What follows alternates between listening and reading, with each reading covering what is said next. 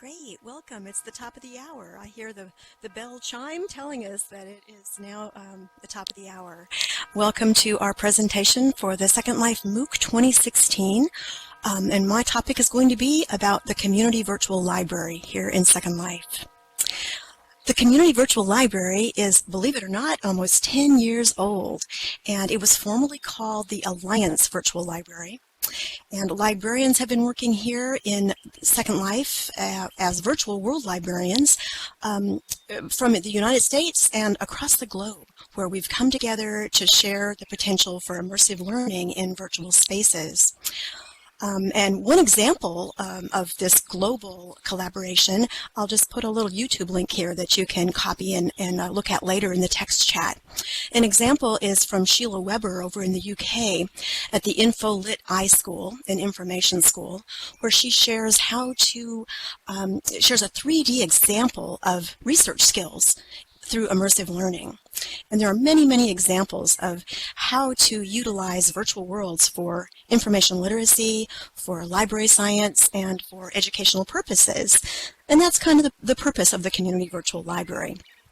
To allow a space, a community hub where people can gather just as you would in a physical world library.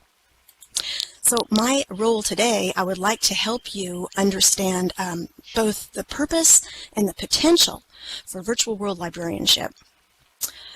And that would be for anyone, friends of a library, as well as educators and just people who are interested in learning. So first question I want to kind of present and ask everyone is why would a librarian choose to work in a virtual world? Well, for me, I look back as my career as an elementary school librarian for 25 years, and I found that the hierarchy of information completely toppled within the last decade.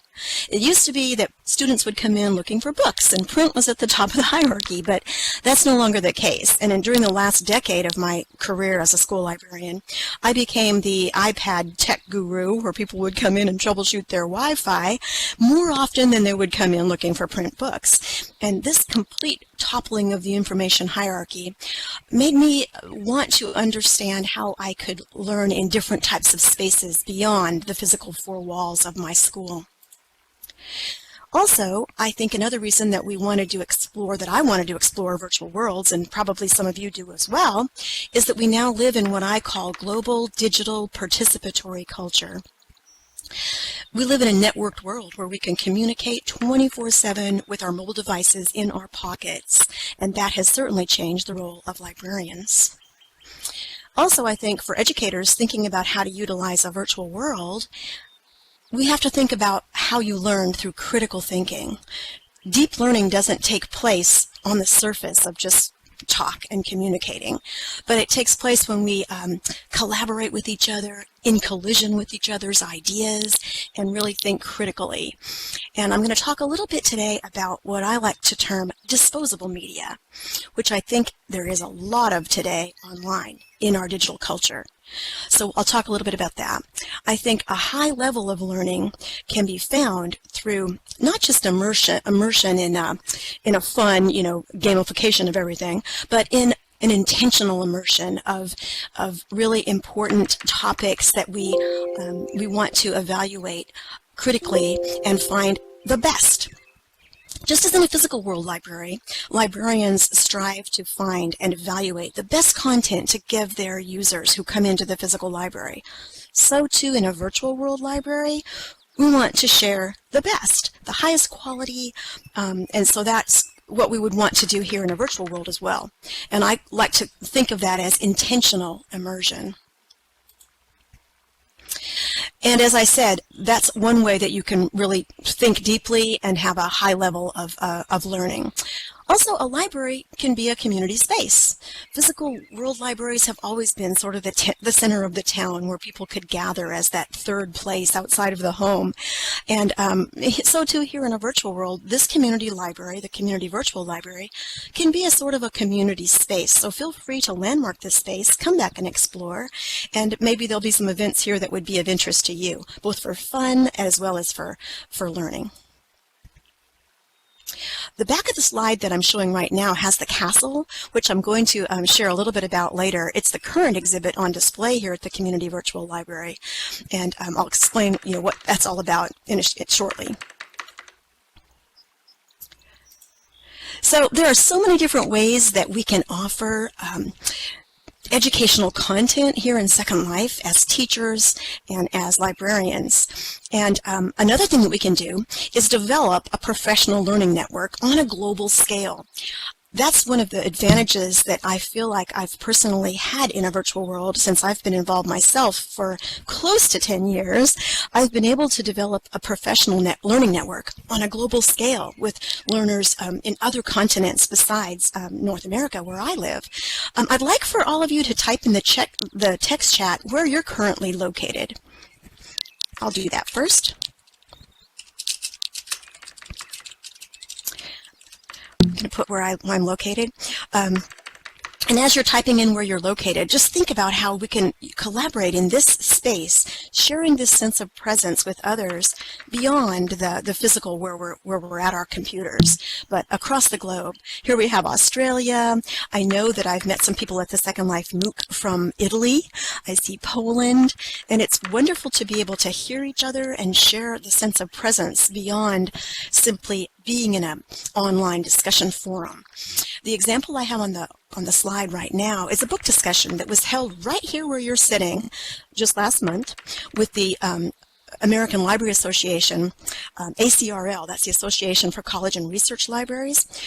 We hold monthly meetings here, and we shared a book discussion on a rather controversial book that's out right now that talks about all of the dark side of technology, how we all text and we no longer communicate. And it was called Reclaiming Conversation. If you haven't read the book, it's an interesting take on where technology is heading in the future.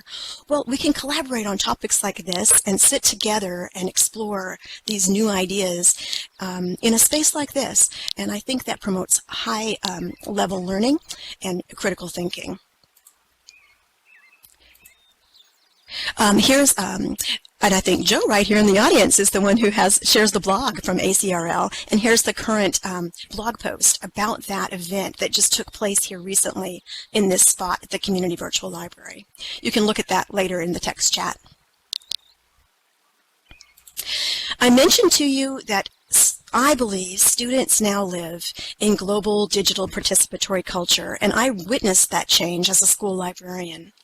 I can think back with nostalgia on the days where my students would come gather in a story circle, and I would tell them stories and read to them aloud from books, and it was just an amazing space to work. I loved it.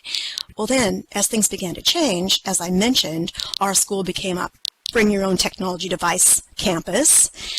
I became the iPad tech coordinator, teaching them many, many Web 2.0 apps. You can create a puppet show. You can create all this content. User-generated content has now overtaken traditional content for most students and learners. But I think in a way that promotes disposable media. That's why I've got that disposable cup up there. I mean, some of these little web apps they're beautiful, and they look like high quality, like you'd see in the movies. Beautiful content. Anyone can be a photographer on these great, tech devices we have in our pockets. But sometimes there's not a lot of deep learning going on. It looks great, but there's nothing behind it. We didn't really learn anything. And I'd like, if you agree that you've seen that type of content with some Web 2.0 applications, would you type in the text chat if you understand if you've witnessed that same thing. Sometimes it looks really slick what the students can create with these tools, but there's often, what did they really learn? How can we assess what they've really learned when it just looks great? So I think that, it's kind of important that we really evaluate critically the content that we're learning with the tools that make it so easy for us to share online in global digital participatory culture. So this disposable media, I think, is pretty prevalent through social media as well. Students share GIFs and memes and and fun things just by taking pictures, but a lot of it is really quite trivial. So I think we have to think about matching the best tool for the job. And we're all sitting here in a virtual world considering what kinds of tools are students going to learn with in the future. I think matching the best tool for the job is really important, and allowing students to explore different types of tools for deep learning is really part of digital citizenship. And as an information professional, I think that's kind of rapidly risen to the top of priorities for me as a librarian and as an educator, promoting digital citizenship. So I'd like to talk a little bit more about that concept and see if I can get my slide to go forward here. There we go. I think, as I said, matching the best tool for the job, whether it's digital or whether it's physical, is important for all of us. So in my school library, what I did to kind of think about digital citizenship, over the past few years, I think it was 3 years ago that I first began thinking about using Minecraft, which is a virtual world for young people. I utilized Minecraft for students to collaborate and build and design a digital citizenship game. If you're familiar with Minecraft, would you type in the text chat yes or no if you've heard of Minecraft? I know a lot of young people. It's probably the most popular virtual world for children and the most popular sandbox building virtual world that there is really right now around the globe. Well, I had my students build a digital citizenship game in Minecraft, and here's the YouTube on that if you'd like to look at that later. So students are ripe and ready for virtual worlds. Even kindergartners are ready for this type of collaboration, working and building in a virtual world.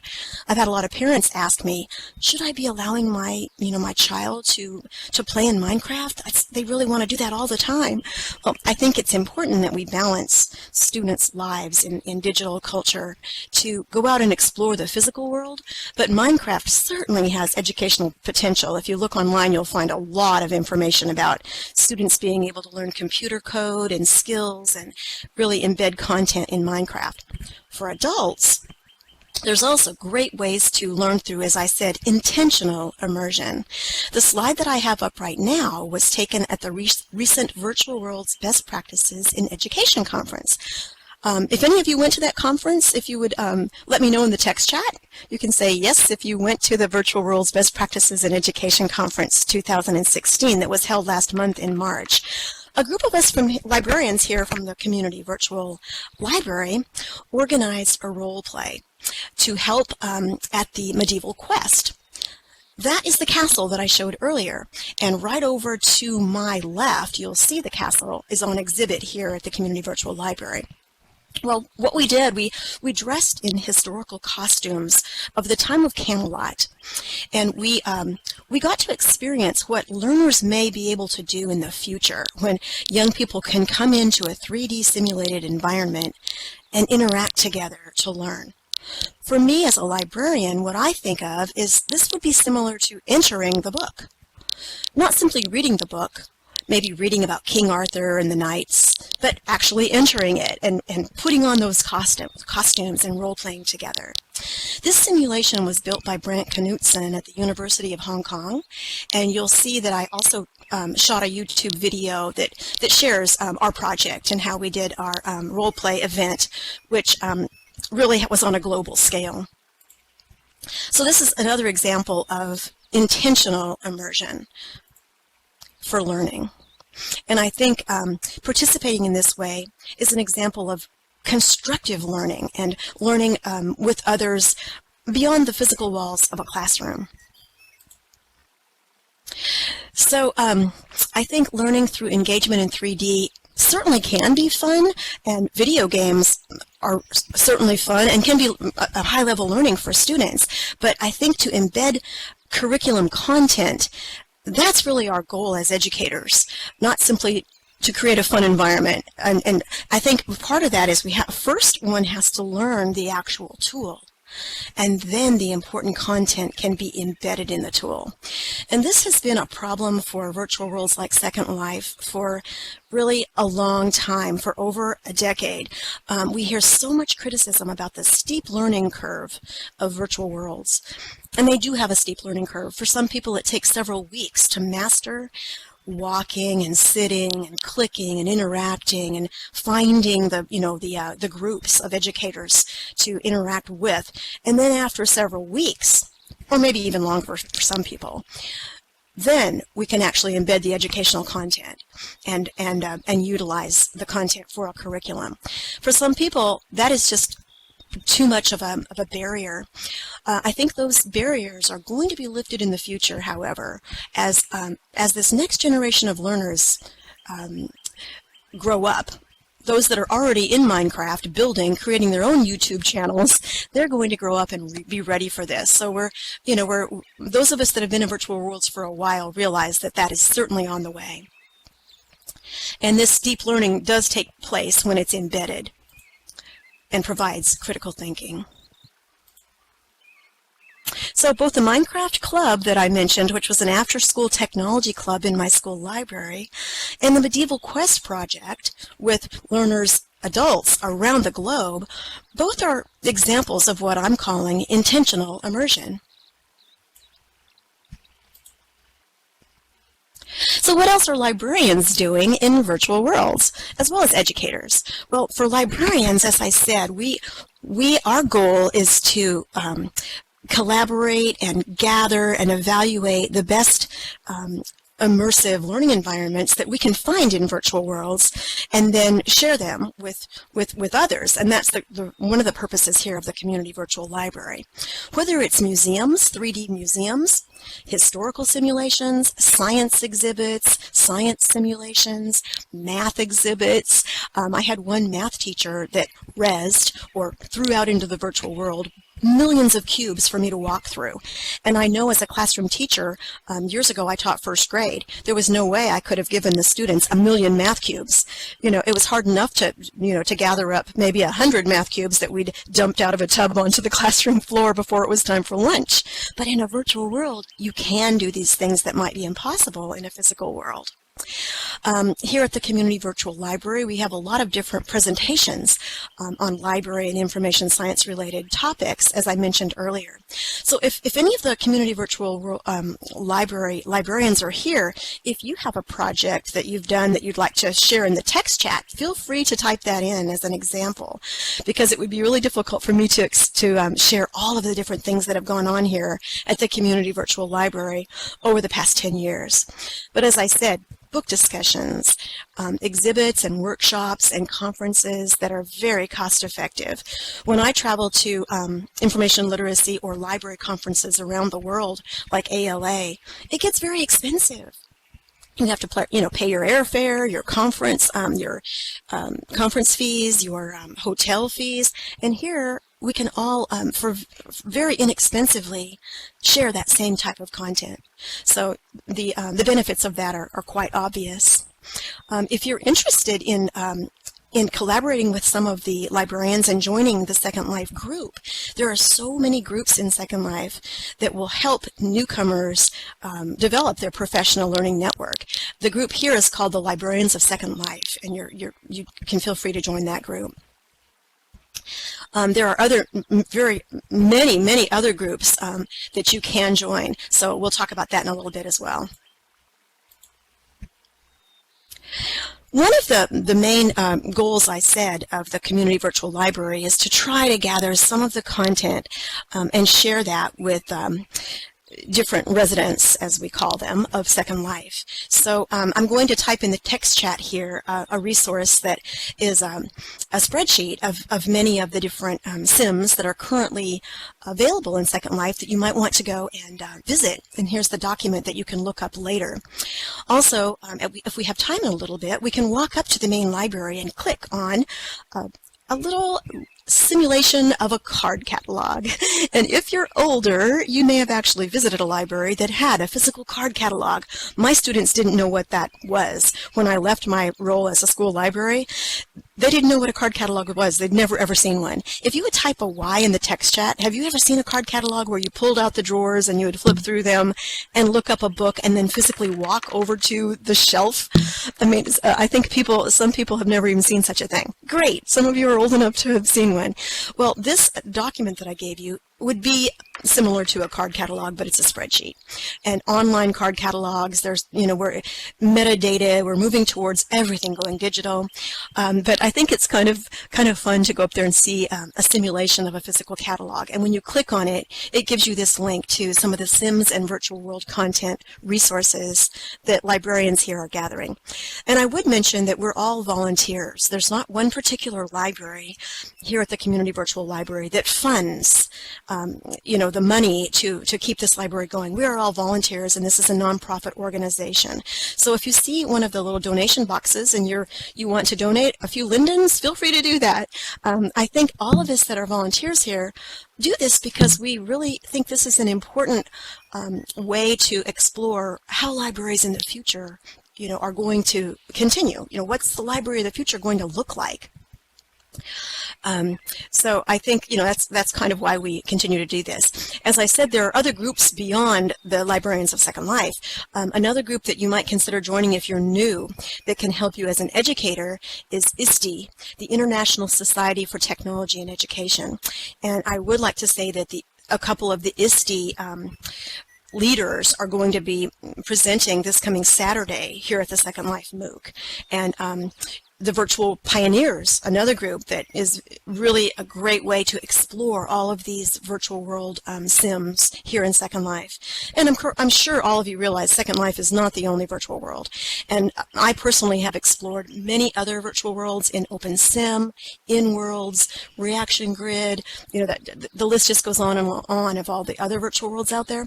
But we're here in Second Life today because it's still is the most widely recognized virtual world for educators because there's so much content that has already been built. And that's why the Community Virtual Library remains here exploring and archiving some of the virtual world content that educators have created. So consider joining some of those groups if you're interested in learning more. One problem that we encounter with this document that I have just a screenshot of up here, the document that's a spreadsheet, is the ever constantly changing nature of digital content. When you're in a virtual world, sometimes you'll find this great simulation, and then maybe a year later, it just disappears. Well, similarly in the physical world, there may be a school or a university that has a building that's torn down, and you get nostalgic about, oh, I used to sit on that park bench and I hate that they took that away. Well, that's just the ever-changing nature of both the physical world and the virtual world. But it makes it really difficult for us to share all of these simulations when some of them no longer exist. So that's another role here at the library. And if you're interested in being a volunteer, it's a fun way to explore some of the simulations in virtual worlds and make sure that they're still there, to go out and visit them and add the ones that you find that are particularly great content. So speaking of some of these great simulations suddenly disappearing, how can we archive this rich content of learning that we find in virtual worlds? Well, for me, I know all of us cannot become experts at everything. When you first get in a virtual world and you meet someone in there and you see that, oh, I just feel like they're such an expert. That's how I felt when I first came to the virtual library, the Community Virtual Library. Some of the librarians were building these great buildings, and I thought, I'll never learn how to do that. Well, nobody can learn everything. I became certified as with a certificate in virtual worlds from the University of Washington's program in 2010. And so I did have to learn some building and some basic scripting skills, but that's not my favorite thing to do in a virtual world. For me, I like to create machinima. So you can look up my YouTube channel. It's just called Valibrarian. Machinima is a great way to archive some of these virtual world simulations and events and presentations. And there are a lot of video sites where people have archived their virtual world content. I know that there's the Virtual Center for Archival and Records Administration is going to present the 7th annual conference later this month. So if you're interested in learning more about archives in virtual worlds, you can certainly attend. This is sponsored by the San Jose State University School of Library and Information Science. And every year they put on this conference, and I put the link here in the text chat. This year's theme is sci-fi, so it should be a fun event. I will be presenting. I've presented several times for the VCARA, we call it VCARA conference. And the sci-fi theme will share different ways that people are archiving virtual world experiences. And, you know, with global digital participatory culture, as I said, archival is really changing, and I think research in this area is important because the internet can sometimes just be so overwhelming and difficult to search. I did like the anonymous quote that I read one time, that the internet may be the world's greatest library, but all the books are on the floor. And I think that's a great quote because it's so hard sometimes to find the best of the best when you're trying to search online. So you might consider attending the VCARA conference on, as I said, it will be later this month on April the 20th from 6 to 8:30 p.m. Second Life time.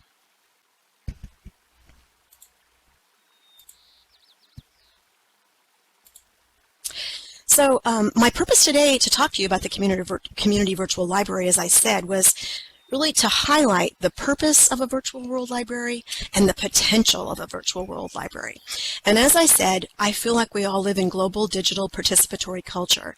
And that means we live both in the physical world as well as in the virtual world, and sometimes in between in the augmented world where, you know, with augmented reality, all the time coming up with new ways to enhance our lives and help us stay safe in the physical world. And I think this has really impacted information literacy. Information literacy has changed and is changing currently, because in the past, when anyone thought about literacy, what did you think of? Well, you thought of reading and writing. That was literacy. But literacy has changed. Today, we have multiple literacies. Digital literacy, media literacy. Some people like to use the term transliteracy across different platforms.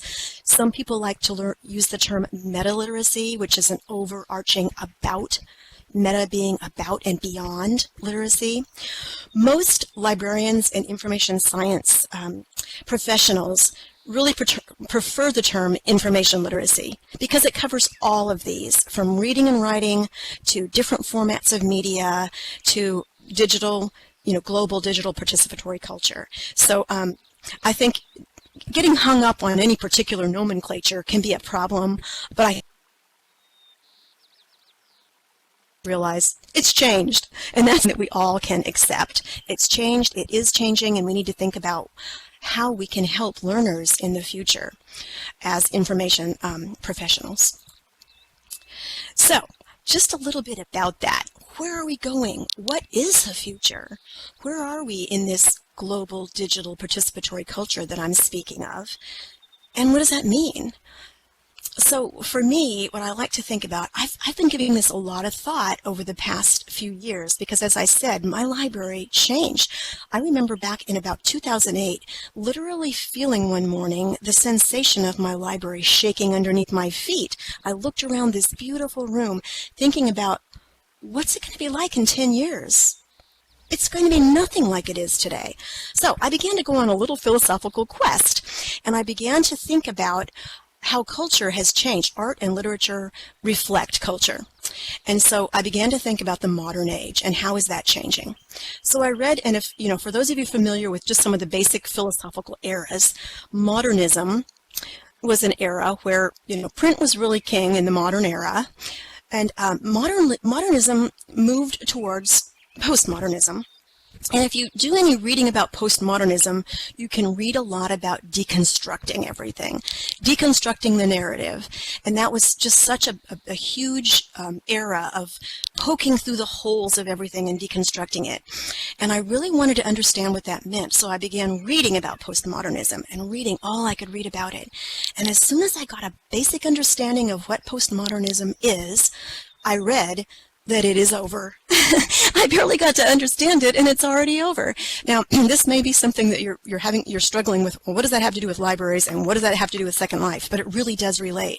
If you read about this later, I think what's going to help you understand this is that we as learners have changed. Our whole society is changing, and that's why you're here in a virtual world right now. You're thinking about, how am I going to, as an educator, going to deal with how everything has changed. We live now in a meta-modern era. Now, meta-modernism is the term that many people are using, but as I said, some of these terms change. The nomenclature, what you call it, isn't as important as understanding really that everything has changed. But I have read several articles that are using the term meta-modern for us to think about beyond modern, beyond literacy. What is meta-literacy for the meta-modern? That is really what the question is. And so while postmodernism deconstructed all the narratives and poked everything and picked it apart, what I'm reading about meta-modernism, I really like, because it leaves room for hope. It leaves room for optimism about our future, that we are going to find a way to get through all of these different changes and try to understand them and understand how to deal with them. And so that's why I wanted to bring up this philosophical overarching term of literacy, meta-literacy, and where that's heading.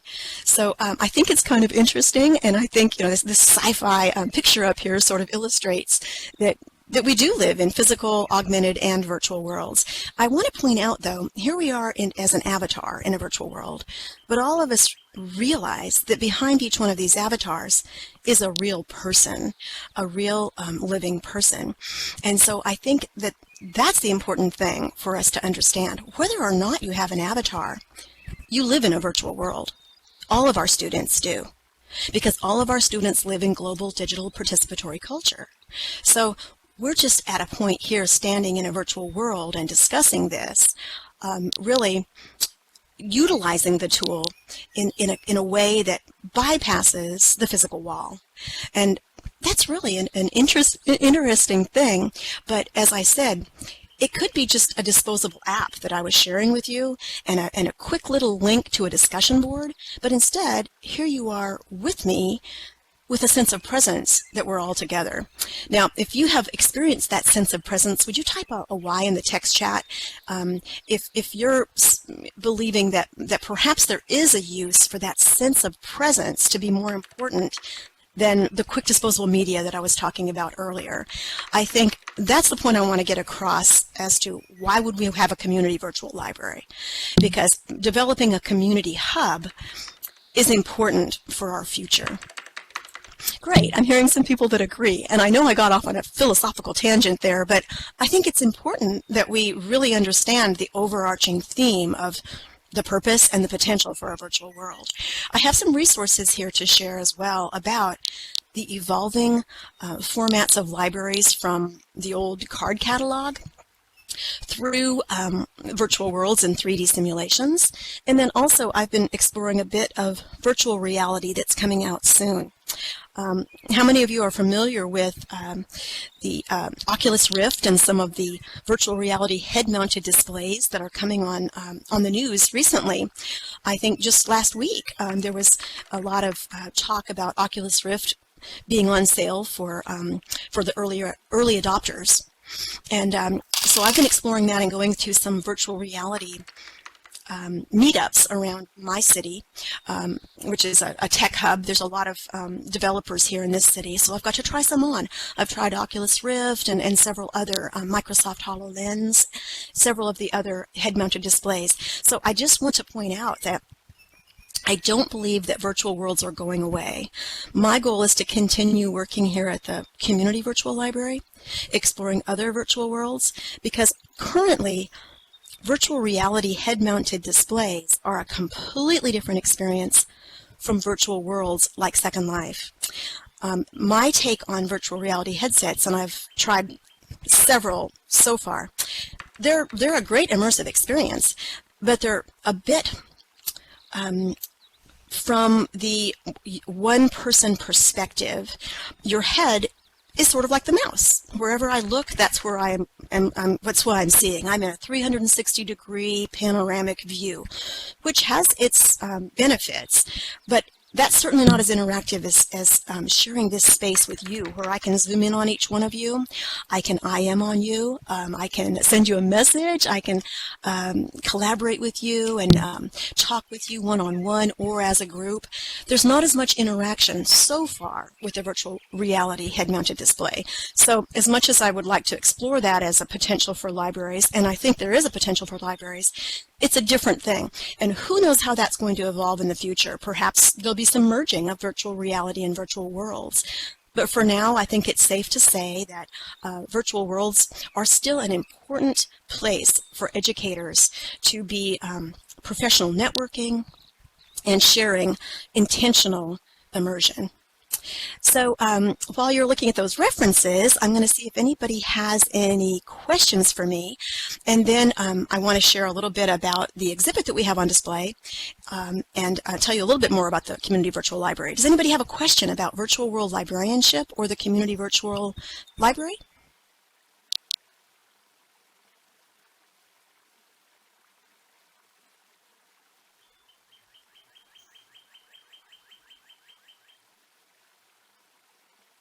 You can certainly type a question in the text chat. I did want to just reiterate that this space can be a hub, just like a physical library can be a community hub, a hub for learning. So feel free to landmark this space and come back. Also, while you're thinking of a question, I know sometimes people get a little overwhelmed when we talk about all these changes happening. And so I would like for you to type a Y in the text chat if you've ever kind of felt overwhelmed by all these changes and like, I just cannot keep up. Well, for me, I like to think there isn't any way to keep up. I mean, I just admit that. But I am hopeful as a meta-literacy, information literacy field, information science person. I am hopeful about the future through collaborating with my professional network. That is the only way that I can keep up. So, I think for all of us to develop that network is really, really important for us, because we can't possibly read all the important blogs, read all the articles, keep up with all the changing formats and become experts in virtual worlds or, whatever these formats are going to, evolve into.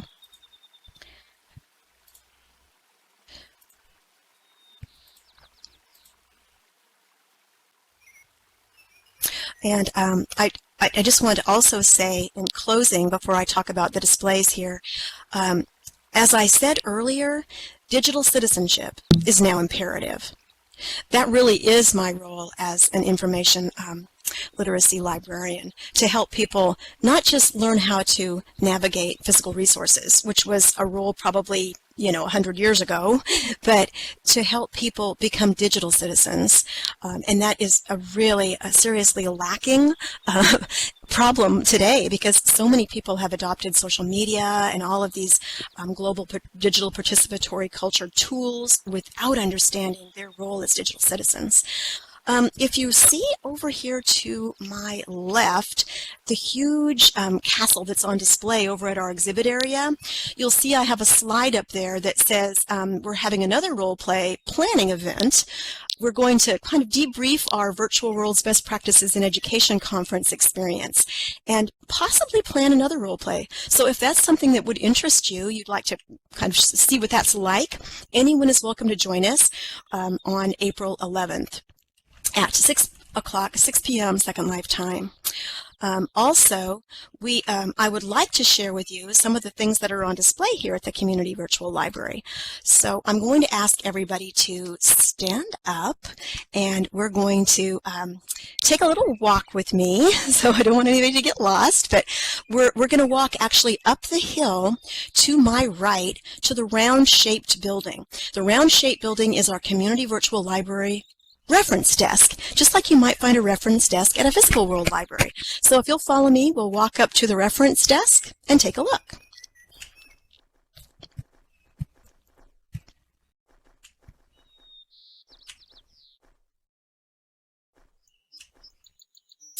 feel free to walk inside, look around. There's a little area where you can walk up top where people can meet and lounge and discuss things. And I know for a few years we had a lot of volunteer librarians who worked here to help newcomers in Second Life come and ask questions about virtual worlds and help each other learn to navigate. There are many places in Second Life where educators have built places for newcomers to come and learn navigation skills. So, we give them links to that as well.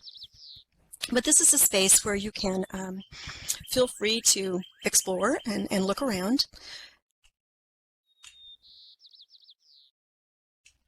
There is, I think, our most active group here at the Community Virtual Library is called SLMOOC Library. SLMOOC Library has oral storytelling. There are many events at SLMOOC Library. So I'm going to type that in text chat if you want to search for that later. You may want to come to some of their storytelling events. They offer them quite often here in Second Life. And after you've explored this area of the reference desk, I'd like for us to walk across to our main library, which is just across the walkway.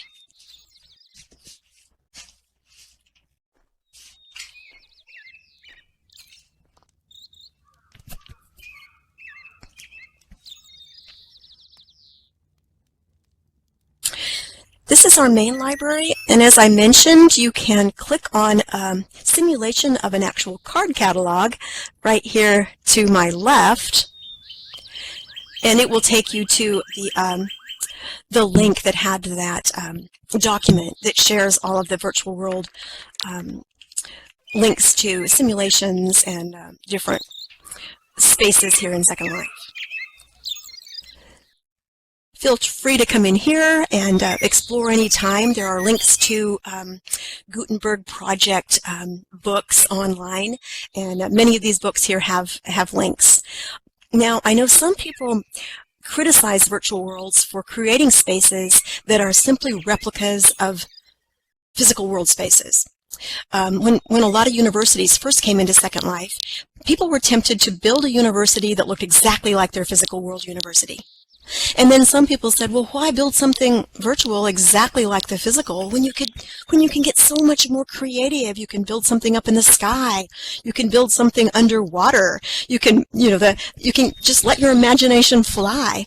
Well, I think it's important to balance both the comfort of a simulation that that shares something that we already understand, like what a library looks like, as well as those fantastical experiences that take us outside our realm of our comfort zone. So I think both have their importance. I have been to some really creative spaces in Second Life where artists have made things that are just so interesting and creative. For example, once I walked through a garden where all of the flowers played different musical notes, and it was a symphony of sound. And I know some of you have probably been to some other super creative simulations that are that utilize virtual worlds for artistic creativity. And that's what we hope to provide, links to more of those type of simulations. But as I mentioned, many of the librarians here have worked on historical simulations, and Zoe here has I worked with her several summers ago with an amazing historical simulation of Berlin, Germany, which was built by a real-world individual who has done a lot of research on accuracy of what Berlin was like in the 1920s. And you can go to that simulation to learn more about historical simulations that are quite accurate and give you a taste of history. So Zoe, if you want to say anything at all about Berlin, feel free. It's a great simulation if you're looking for something like that.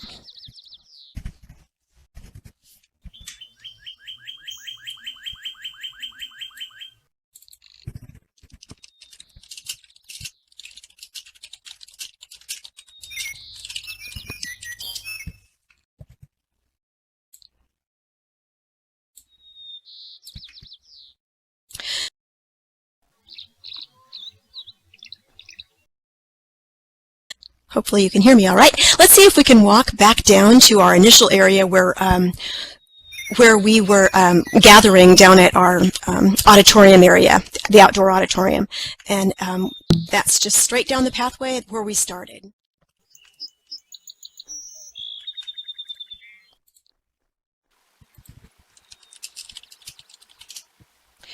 And as we're walking down there, I mentioned, I think at the beginning of my presentation, that I've been working in a virtual world for just about, well, 9 years actually. It might look like my avatar is just about 10 years of age, but my first year in Second Life, I did not have a compatible graphics card, so I was unable to get into Second Life. So I actually got in the summer of 2007.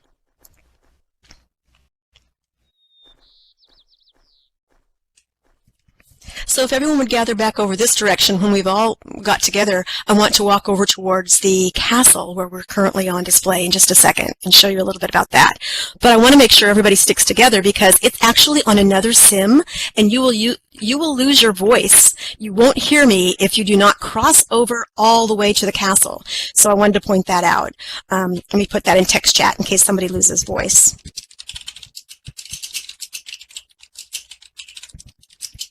Okay, so if you'll follow me, we're going to head over here to the castle area, and once you're inside the castle area, you'll be able to hear me again, but it's actually crossing the line to a different sim.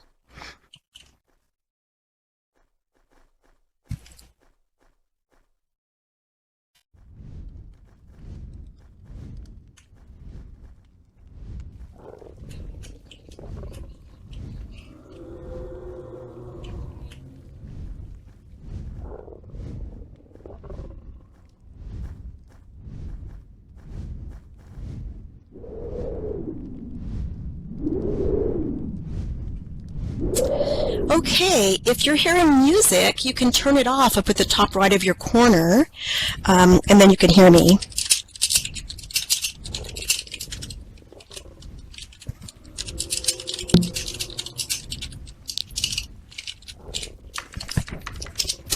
This is our current exhibit, which takes you to the role play that I told you about that was built at the University of Hong Kong. And if you were to cross the path towards Zoe walking that way, you would be at Shawnee Library, which holds many storytelling events. But if you walk this way over the moat, you'll get the first clue to the Medieval Quest historical role play simulation, which is a really fun, engaging scavenger hunt type event where you go through clues in a build that replicates Camelot with King Arthur's court. It's a literature-based simulation. We chose to put this on display because it's a really good example of a literature-based simulation, and that ties in really with libraries. There are many literature-based and historical simulations in virtual worlds, and this one's just on display for a few more months here. You'll hear some sound effects as you go through. The village is much bigger than this castle. This is just one of the buildings that Brant Knutson put on display here for us at the Community Virtual Library.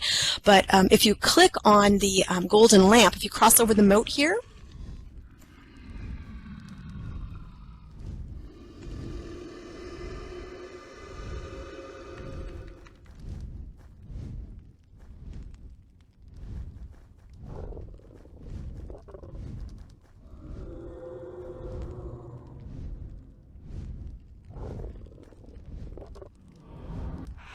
turn the Beatles off. But yes, that's the station they have on this sim is the Beatles. But this is the lamp that you click on it, and later you can come and explore this immersive learning quest if you'd like to do so. And as I said, if you're interested in this type of learning event, feel free to join us for we may be doing another role play. We have not set the date yet, but that's something kind of on our calendar for the future. And then in here is inside the castle is a beautiful cathedral that is just part of the medieval quest. So you're welcome to come inside here if you'd like.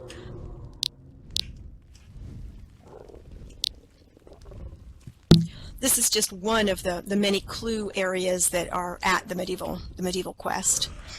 So you can see this.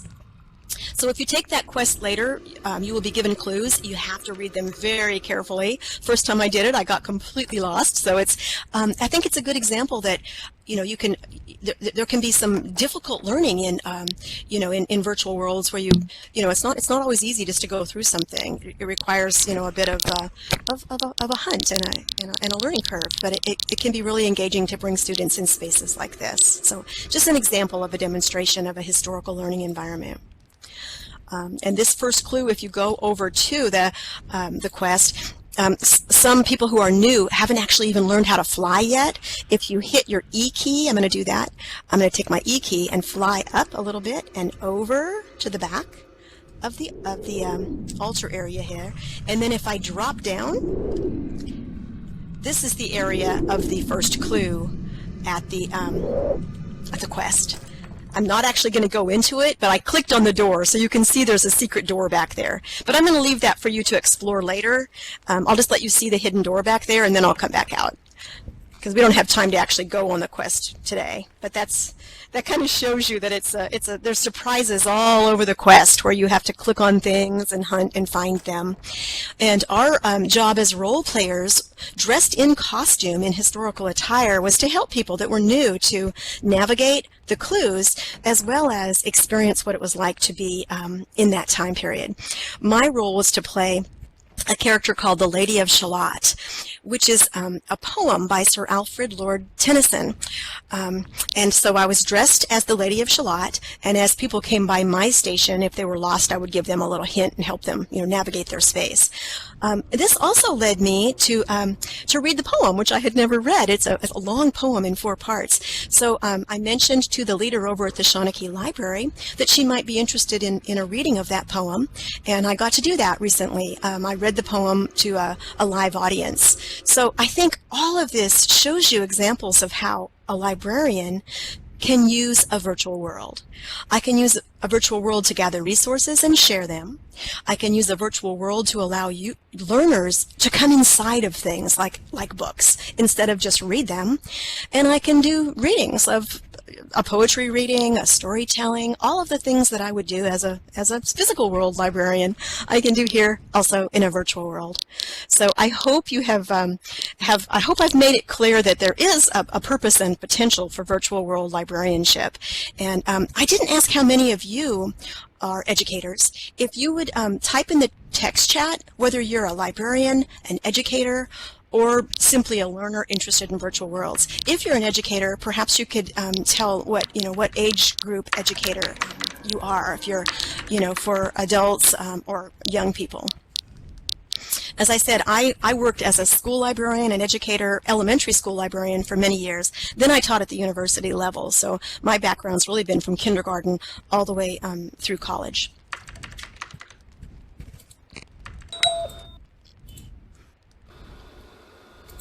If there were any questions I missed, if you'll turn them back into text chat, if you would type them in, I'm not sure if I might have missed a question. Feel free to type a question if you have one. We have just a few moments left.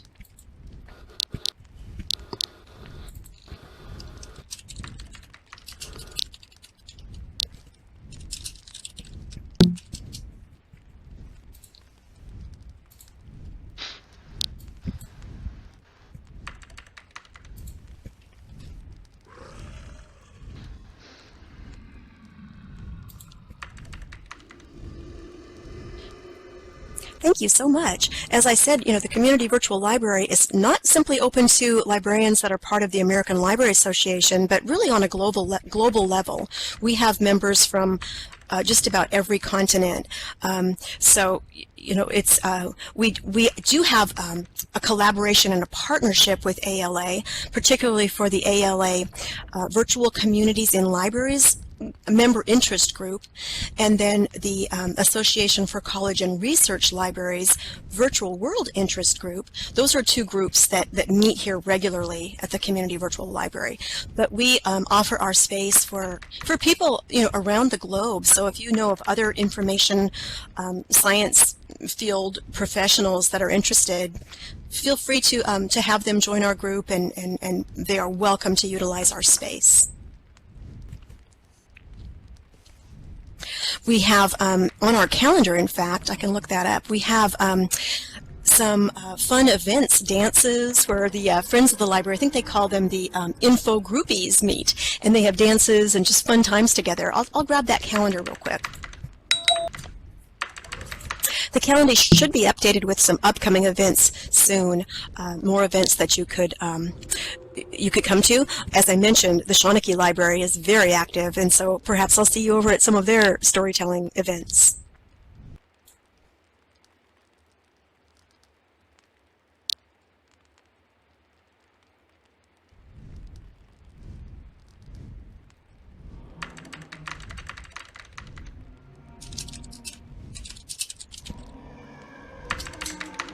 Thank you all. It was great to see you all here today, and I enjoyed meeting all of you.